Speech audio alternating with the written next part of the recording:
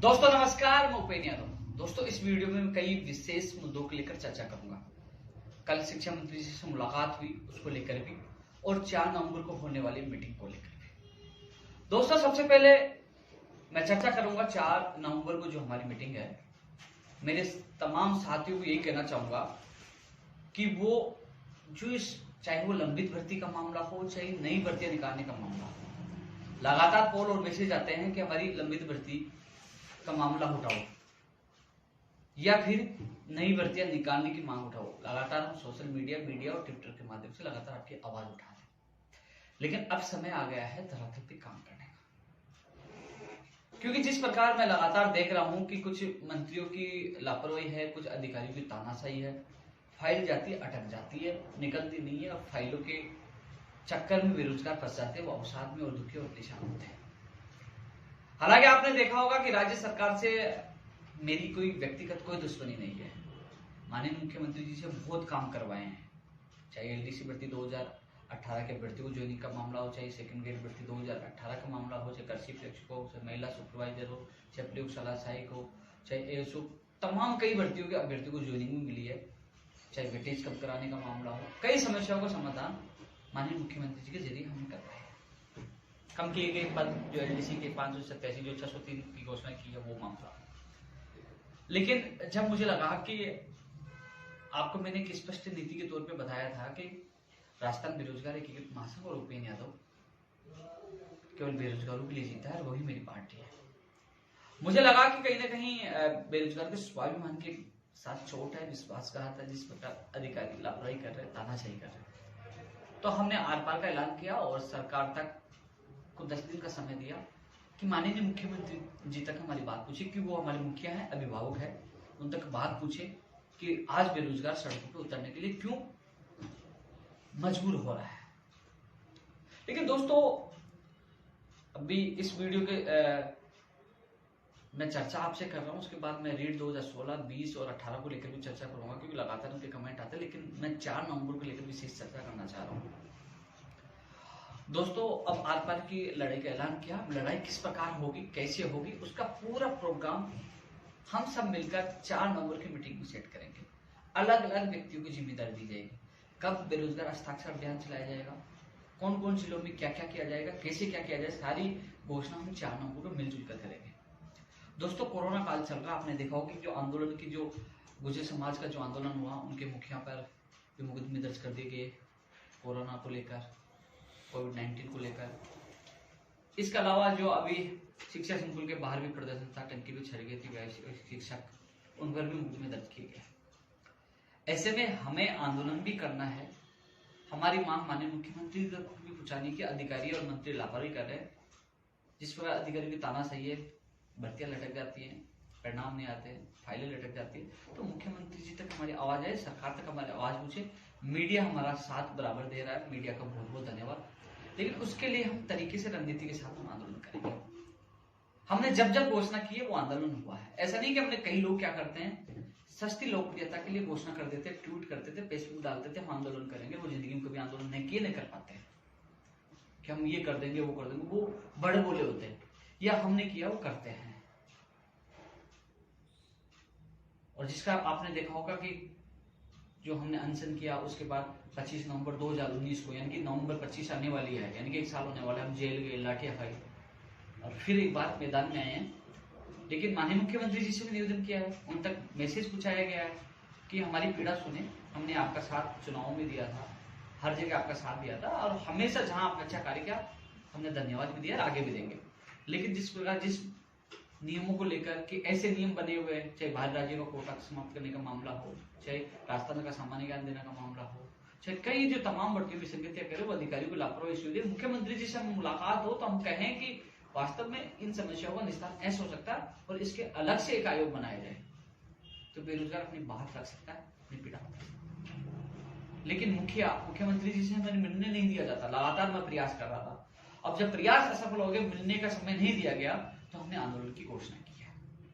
और आंदोलन भी मुख्यमंत्री जी तक हमारी बात पूछे, वो हमें बुलाया, हमारी मांगों का, बेरोजगारी की समस्याओं का निस्तारण करें। हम चाहते हैं समय पे बेरोजगार को रोजगार मिले, शिक्षा प्रणाली में सुधार हो, गलती करने वाले अधिकारियों के खिलाफ कार्रवाई हो, बाल राज्यों का कोटा समाप्त हो, समय पे बेरोजगार को रोजगार मिले, समय पे एग्जाम हो, समय पे परिणाम आए और समय पे ज्वाइनिंग हो। ये प्रमुख हमारी कई मांगे हैं। इस वीडियो के माध्यम से चाहे वो नर्सिंग भर्ती 2013 वाले हो, चाहे एनएम इंजीनियरिंग जो 2013 हो, पंचायत राज एलडीसी वाले हो, चाहे आयुर्वेद नर्सिंग भर्ती वाले हो, चाहे एएन भर्ती वाले हो, चाहे रीड 2020 वाले हो, 16 वाले हो, चाहे 17 वाले हो, चाहे वो तमाम वो भर्तियां हो, चाहे ऊर्जा विभाग में नई भर्ती निकालने की मांग करे, चाहे जेमिनियन वाले हो, चाहे पंचायत राज जैन भर्ती वाले हो, कंप्यूटर शिक्षक वाले हो, नई स्कूल व्याख्याता वाले हो, जूनियर अकाउंटेंट वाले हो, सूचना सहायक वाले हो, तमाम वो भर्तियां हैं, मैं सबका नाम नहीं लिखूंगा। उन सभी मेरे अभ्यर्थियों से निवेदन है, 1 या 2 प्रतिनिधि मंडल यानी कि 1 या 2 लोगों के साथ 4 नवंबर को सुबह 10 बजे राजस्थान बेरोजगार एक महासंघ कार्यालय पहुंचे। हम सब मिलकर एक बड़ी रणनीति के साथ गांधीवादी तरीके से हम एक आंदोलन को प्रारूप देंगे, घोषणा करेंगे कब से क्या करेंगे, और उसके बाद हम मीडिया के सामने घोषणा करेंगे। तो हम सब मिलकर बैठकर 4 नवंबर को, हालांकि मौखिक रूप से खाका तैयार कर लिया गया, लेकिन आप लोगों की सहमति से कि हमें कैसे कैसे किस किस को क्या जिम्मेदारी दी जाएगी, उसकी घोषणा 4 नवंबर को की जाएगी। तो सभी साथियों से निवेदन है, फिर मुझे ये मत कहना उपेंद्र यादव हमारी आवाज नहीं उठा रहा, हमारी भर्ती का नाम नहीं ले रहा, हमारी भर्ती को भूल गया, चाहे वो नई भर्ती निकलवाने की मांग हो किसी विभाग में, चाहे वो लंबित भर्तियों पूरी करवाने की मांग हो, चाहे परिणाम निकलवाने की मांग हो, और चाहे वो ज्वाइनिंग की मांग हो, वो तमाम अभ्यर्थी 4 नवंबर को सुबह 10 बजे राजस्थान बेरोजगार एकीकृत महासंघ कार्यालय पहुंचे। हम सब मिलकर एक रणनीति बनाकर एक बड़ी घोषणा करेंगे, फिर आगे की लड़ाई लड़ेंगे। अब हमने सही समय पर ये चुना है। मेरी सरकार से कोई भी व्यक्तिगत दुश्मनी नहीं, मेरे तो अच्छा व्यवहार था, सबसे अच्छा था, लेकिन जब जब मेरे बेरोजगारों के स्वाभिमान को चोट पहुंची है, जब उनके आंखों में आंसू देखा, मुझे लगा कि मेरे साथ गलत हुआ, तब तब मैं सब कुछ भूलकर, अपने रिश्ते भूलकर उन लोगों के साथ आया हूँ। चाहे जो लोग नए लोग जुड़े हैं, उनसे मेरा निवेदन है वो पिछला रिकॉर्ड उठा के मेरे फेसबुक देखिए। मैं भी जब हमने पूर्ववर्ती सरकार को हमने समर्थन दिया था, तलवार दी थी, साथ घूमे थे, ऐसे ही फिर हमें लगा कि वो हमारी मांगे नहीं हुई, अधिकारी लड़का, तो पूरे 5 साल उस सरकार से लड़ते रहे, इस सरकार को समर्थन दिया और हमें लगा कि अधिकार लाभ, तो फिर मैदान में आए। और मुझे ये भी पता है कि मुझे कभी भी पहले के मुकदमों में जेल में डाला जा सकता है, कभी भी मुझे जेल में डाला जा सकता है। उस समय आप सबको ये लड़ाई लड़नी होगी, जिस प्रकार हम प्रारूप और जो घोषणा कर रहे हैं उसके रणनीति के अनुसार। लेकिन इस बार जो आंदोलन हो रहा है, इसमें मैं कफन बांध के और आप लोगों के साथ इस लड़ाई के मैदान में उतर रहा हूँ, क्योंकि अब लड़ाई है सिस्टम में सुधार हो, बेरोजगारों को समय पर रोजगार मिले, अधिकारियों की तानाशाही समाप्त हो और मंत्रियों की लापरवाही समाप्त हो। ये तो 4 नवंबर को। मैं चर्चा करना चाहूंगा रीड 2020 को लेकर। दोस्तों, आपको सबसे पहले जो 11 लाख बेरोजगार इंतजार, उनको मैंने कहा कि फरवरी में आपके एग्जाम हो सकते हैं सबसे पहले, और जो विसंगति आती है आर्टेट में 70-30 वाली, उसको 90-10 करवाने का काम भी हमने किया है। हमने लगातार लड़ाई लड़ी है, पिछली सरकार से सरकार तक उसमें सफलता मिलने जा रही है। और आप सबको मैंने वीडियो के माध्यम से यह भी अवगत करवा दिया था कि इस बार चाहे दिव्यांग हो, चाहे एक सर्विसमैन हो, चाहे विशेष और कैटेगरी, उनको इस बार रीट में छूट दी जाएगी। वो आपने मीडिया के माध्यम से पढ़ भी लिया होगा, सबसे पहले आपको हमने अवगत करवा दिया था। और अब दिवाली से पहले आपकी विज्ञप्ति जारी हो सकती है, प्रोसेस में है और कार्य चल रहा है। पूरी कोशिश की जाए जल्द से जल्द विज्ञप्ति जारी हो, उसके लिए हम प्रयास कर रहे हैं, लगातार प्रयास किया, धरातल पर प्रयास किया। ट्वीट करके छोड़ने से कुछ नहीं होगा, भागना भी पड़ता है, भागते भी है। इसका परिणाम यह है, हालांकि मानवीय शिक्षा बोर्ड के संबंधित अधिकारियों से मेरी संदर्भ बात ही बोली कि शिक्षा संकुल को जो मीटिंग होने वाली थी, वो मीटिंग कैंसिल होने के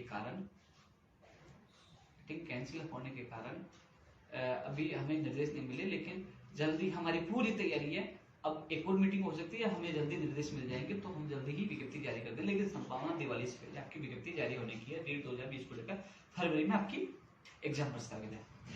जो हमने बताया, जो अधिकारी से बात हुई और जो मंत्री जी ने बताया, फरवरी के लिए आपने उनका बयान भी सुना होगा, लेकिन हम प्रयास कर सकते हैं। दोस्तों, मेरे 11 लाख बेरोजगारों को कहना चाहूंगा कि आप वीडियो भी अच्छी तरह देखा करो। लोग कॉपी पेस्ट करते हैं, लोग उसी की कॉपी करते हैं जो हमने किया है, लगातार प्रयास करते हैं, लेकिन इन लोगों से बचकर रहना। केवल ये लोग आपको भ्रमित करते हैं, धरातल पे काम करने वालों को आपको साथ देना चाहिए। आप सभी से मेरा यही निवेदन है। इसके अलावा मैं रीड 2018-16 को लेकर विशेष चर्चा करना चाहूंगा। जो तमाम मेरे साथी इस वीडियो को देख रहे हैं, 2018 में क्या टेक्निकल समस्या थी, कुछ लोग करने लगे हमारी फाइल पे टेक्निकल समस्या थी क्या, टेक्निकल समस्या क्या है, वो अनर्गल बातें ग्रुपों में कर रहे थे। उन लोगों को मेरा यही जवाब है, टेक्निकल समस्या ये थी कि माननीय मुख्यमंत्री जी ने 3 सितंबर को आपकी एक और सूची जारी करने की घोषणा की। घोषणा के बाद शिक्षा विभाग से फाइल की 6 महीने के रूल्स में शिथिलता के लिए कार्य विभाग में, लेकिन बाद में मामला पाया गया कि 2016, 2018 फर्स्ट लेवल और सेकंड लेवल सबका मामला समान है, एक और सूची का मामला है। ऐसे में उन्होंने ये लगाया कि सभी की सूची जारी हो, अन्यथा सभी की सूची नहीं जारी हो।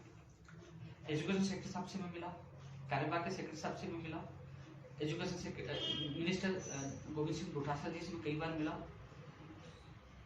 सीएम सचिव साहब से मैं मिला, लगातार प्रयास किया था। एक बार ये पूरा मामला नेगेटिव हो चुका था। भाग दौड़ के बाद मैंने पूरी मजबूती के साथ, पूरी ताकत के साथ माननीय मुख्यमंत्री जी ने घोषणा की थी।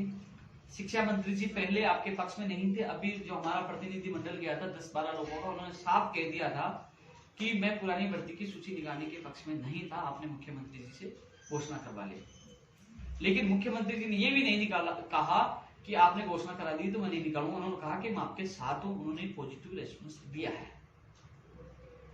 लेकिन उन लोगों के मुंह पे तमाशा था जो लोगों को गुमराह कर रहे थे कि हमने उनसे कहलवा के, उनसे बात करवा कर हमने सूची जारी करवा दी, जबकि माननीय मुख्यमंत्री जी घोषणा थी और उन घोषणा पर शिक्षा मंत्री जी भी साथ है। दोस्तों, जो टेक्निकल समस्या यही थी कि 16-18 लेवल फर्स्ट की भी लेवल के साथ निकले। संबंधित जब अधिकारियों से बात की तो उन्होंने कहा कि हमारे हाथ में कुछ नहीं है, इसमें केवल सरकार को फैसला लेना है। मैं एजुकेशन सेक्रेटरी से कई बार मिला हूं, कार्मिक सेक्रेटरी से मिला हूं और सीएम सेक्रेटरी से मिला हूं। लेकिन इसके बावजूद भी देखिए कुछ लोग क्या करते हैं कि भैया हम काम कर रहे हैं, वहां जाते हैं दरवाजे के बाद फोटो खींच के डालते हैं कि हम काम कर रहे हैं। जब अधिकारी स्पष्ट कैसे कह चुके हैं कि इस पर सरकार को ही निर्णय लेना है, तो वो केवल आपको ये दिखाने के लिए हम काम कर रहे हैं। चाहे 2016 हो, 2018 हो, चाहे संस्कृत विभाग वाला मामला हो, सबसे बड़ी जो विसंगतियां है ना, लोग अपने नाम के लिए, वाई के लिए उन बेरोजगारों के भविष्य के साथ कुठारघात कर रहे हैं, उनके साथ धोखा कर रहे हैं। मुझे नहीं चाहिए श्रेय है, नहीं चाहिए वाई, केवल लिस्ट आ जाए तो हजारों बेरोजगारों का भविष्य सुधर सकता है, उनके सपने साकार हो सकता है। अब वापस 2016 के लिए मैंने पूरी ताकत लगाई है। माननीय शिक्षा मंत्री जी सहमत है कि 2016 की एसएलपी वापस हो। 2016 की भी आए, 2017 की भी आए और 18 लेवल फर्स्ट और सेकंड की आए, जिस पर अधिकारियों ने रिमार्क लगाया था कार्य विभाग से। उसके बाद फाइल नेगेटिव थी और सरकार के पाले में गया था। 25 नवंबर 2019 को जो आंदोलन हुआ था, उसके बाद मुख्यमंत्री जी ने एक कमेटी का गठन किया था, जिसमें सुभाष गर्ग साहब भी थे, बीडी कल्ला जी भी थे, सुखराम विष्णु जी, और उस दौरान राजेंद्र यादव जी से मेरी बात हुई थी। उन्होंने मुझे तमाम आंदोलन को लेकर मेरी चर्चा हुई थी, बात हुई थी। उन्होंने 3 मार्च को माननीय मुख्यमंत्री जी से मेरी मुलाकात करवाई थी और उन्होंने कहा था कि आंदोलन से कुछ नहीं, वार्ता से मुख्यमंत्री जी पॉजिटिव आपके काम होंगे। उसी को लेकर कल मैं सुबह माननीय मोटर गिराज मंत्री राजेंद्र यादव जी के पास गया। मैंने कहा कि साहब, आपने ही मुलाकात करवाई थी, आपने कहा था कि आपके काम वार्ता से और माननीय मुख्यमंत्री जी करेंगे, संवेदनशील है। और आज अधिकारी फाइलों पे रिमार्क कर रहे हैं और कह रहे कि नहीं आएंगे, और हम 4 नवंबर से आंदोलन कर रहे हैं। मैंने पूरी स्थिति से अवगत करवाया कि साहब, हमने धन्यवाद दिया, सरकार के साथ सारी स्थिति उनको बताई। मोटर गिराज मंत्री श्री राजेंद्र यादव जी मेरे साथ शिक्षा मंत्री गोविंद सिंह डोटासरा जी के निवास पे गए। मंत्री जी से वार्ता हुई। मंत्री जी ने स्पष्ट कहा कि मैं आपके खिलाफ नहीं हूं। हालांकि लिस्ट के पक्ष में नहीं था, नहीं, मुख्यमंत्री जी ने घोषणा कर दी है, लेकिन इस संबंध में ही मैंने मुख्यमंत्री जी को अवगत कराया था, साहब आपने घोषणा की थी, वो फाइल अटकी पड़ी है। और बोले कि मैं तो चाहता हूं सबके साथ न्याय हो। तो मैंने कहा साहब, 16, 17, 18 सब सम्मान है, हम चाहते हैं 16 की भी एसएलपी वापस हो, उनका भी आए, 17 की भी आए, 18 लेवल फर्स्ट और सेकंड का है। बोले मैं आपकी बात से सहमत हूं, न्याय मिले तो सबके मिले। मैं खुद माननीय मुख्यमंत्री जी से एक बार मिलूंगा, जो विसंगतियां हैं, चाहे एसएलपी लेने का मामला हो, सभी के एक और सूची जारी होने का मामला है, उन्होंने खुद ने कहा कि मैं खुद मिलूंगा। और यदि किसी ने अफवाह फैलाई है कि गोविंद सिंह डोटासरा जी इस लिस्ट को रोक रहे हैं, तो मैं आपके साथ, उन्होंने ये कहा, मैं आपके साथ अधिकारियों के सामने बैठ सकता हूँ, अधिकारियों को आपके सामने कह सकता हूँ। ये माननीय शिक्षा मंत्री जी ने कहा। मैं लंबी लंबी बातें कहने के लिए वीडियो नहीं डाल रहा, क्योंकि वीडियो शिक्षा मंत्री जी के पास भी जाएगा। कल मैं जाऊंगा तो कहेंगे आपने झूठ बोला, जो उन्होंने मुझे कहा वो मैं इस वीडियो में बोल रहा हूँ। माननीय राजेंद्र जी यादव जी बोल चुके थे। तो कल मीटिंग में शिक्षा मंत्री जी ने ये कहा कि 16 वालों को भी न्याय मिले, लिस्ट जारी है तो सबको जारी है, 16, 18 लेवल फर्स्ट सेकंड सबको मिले, तो वो मुख्यमंत्री जी के सामने बात रखेंगे, अधिकारियों से बात करेंगे। और उन्होंने सकारात्मक आश्वासन दिया। राजेंद्र यादव जी ने कहा कि मैं भी मुख्यमंत्री जी से मिलूंगा, ये भी लेंगे, और आप थोड़ा सा संयम बनाए रखें, आपकी सूची जारी होगी। तो दोस्तों कुल मिलाकर ये फोटो खिंचवाना नहीं होगा, सरकार स्तर पे काम होना था, अधिकारियों ने कहा सरकार करना, सरकार तक मेरी बात पहुंचा दी है। सीएम सचिव साहब से मैं 2 बार व्यक्तिगत जाकर मिला हूँ, उसके बाद गोविंद सिंह डोटासरा जी से मिला हूँ, जिन्होंने हमारा पहले समझौता करवाया था, मुख्यमंत्री जी से मिलाया था, वो राज्य मंत्री जी साथ गए थे। और अब पॉजिटिव है, मुख्यमंत्री जी से मिलेंगे, सूची जारी होगी, मुख्यमंत्री जी जो घोषणा की है वो घोषणा भी पूरी होगी। इसलिए आप लोग चिंतित ना रहे, किसी की बातों में आने की आवश्यकता नहीं है। जो लंबी लंबी पहले फेंक रहे थे ना, वो घर बैठे हैं। जब नेगेटिव मामला आता है सब घर बैठ जाते हैं, चुप हो जाते हैं। जब भाग दौड़कर सारा मामला पॉजिटिव हो जाता है तो 50 लोग आ जाते हैं।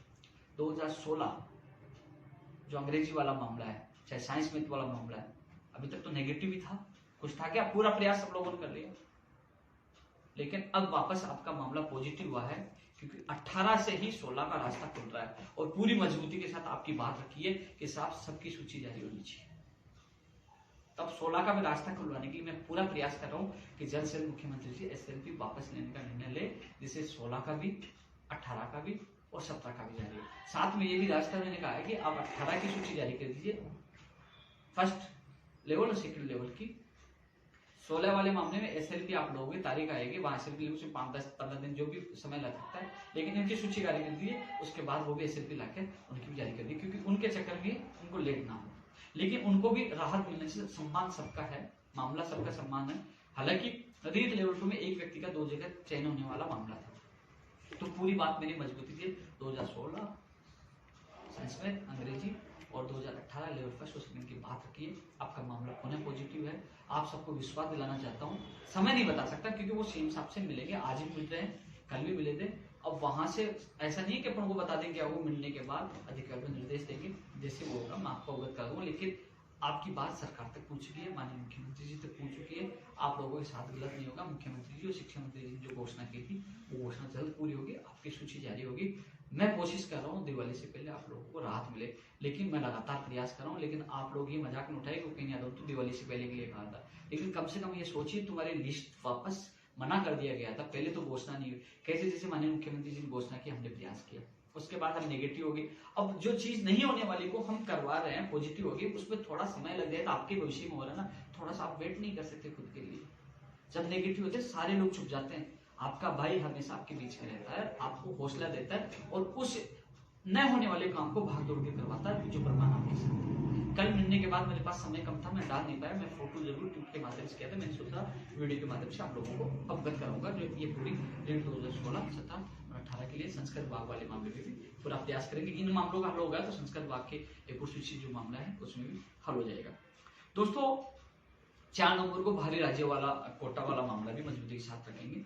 एक प्रयोगशाला सहायक और कृषि प्रेक्षक की सूची को लेकर, देखो प्रयोगशाला सहायक की जो 38 पदों के लिए मुझे दाऊजी शर्मा ने बताया था, लेकिन वो बीकानेर से अभी वो सूची नहीं आई, इसलिए वो सूची जारी होने में देर लग रही। कृषि प्रेक्षक में 133 के लिए कहा कि कई लोग जो प्रोविजन में डाले गए थे, कई लोगों के कोर्ट से मामले, कई किस्से मामले, कई लोगों के आप समझ लो कि दिव्यांग का पद दिव्यांग को ही मिलेगा, एक सर्विसमैन का एक सर्विसमैन को मिलेगा। मान लीजिए वर्तमान जिन एक सर्विसमैन और दिव्यांग को लिया गया वो अयोग्य है, उनकी जगह नीचे वालों को लिया जाएगा, दूसरों को नहीं लिया जाएगा। हालांकि वो इस वीक में एक और जो सूची है जिन लोगों को पद खाली अयोग्य पाए गए उसकी जारी होने के लिए उन्होंने कहा कि इस वीक में जारी हो जाएगा। आजकल परसों कभी भी इस वीक में कृषि जो सूची वो जारी होगी। दोस्तों इसके अलावा आरएस भर्ती 2020 के जो अभ्यर्थी लगातार कह रहे हैं कि हमारी वैकेंसी कब आएगी, हम प्रयास कर रहे हैं, लेकिन आप लोगों को कह दो दिसंबर एंड या जनवरी फरवरी में आपकी वैकेंसी आएगी। 1000 प्लस पदों पर आप तैयारी रखिए, क्योंकि इंटरव्यू के बाद ही आपकी वैकेंसी आएगी, इनकी दिसंबर या जनवरी, ज्यादा फरवरी, लेकिन दिसंबर जनवरी में आपकी वैकेंसी आने की पूरी संभावना है। दोस्तों और भी बेरोजगार हैं, कई लोग कहते हैं कि हम लगातार तैयारी करें, कौन सी भर्ती की तैयारी करें, हम हर भर्ती के लिए प्रयास करें, लेकिन उनसे मेरा निवेदन है कि वो ग्राम सेवक भर्ती की तैयारी करें, कि ग्राम सेवक की भी वैकेंसी जल्द आने वाली है। वन रक्षक का, वनपाल की भी तैयारी करें। हम प्रयास करें फायर की डीएलवी की जो वैकेंसी है वो भी जल्द से जल्द है। ऊर्जा विभाग में चाहे टेक्निकल हेल्पर हो, चाहे वो जेएन की हो, ऊर्जा विभाग में 2000 पदों की वैकेंसी की और उनकी भर्ती आए, टीआरए की आए, तमाम उन भर्तियों की मांग करें। हम लगातार पिछली वीडियो में चर्चा कर चुके हैं नई भर्तियों को लेकर कि जो पद खाली है, चाहे कृषि प्रेक्षक हो, चाहे पशुधन सहायक हो, चाहे पीटीआई फर्स्ट ग्रेड हो, सेकंड ग्रेड हो, चाहे वो तमाम उन भर्तियों की हम मांग कर रहे हैं कि उनकी भर्तियों की विज्ञप्ति जल्द से जल्द आए।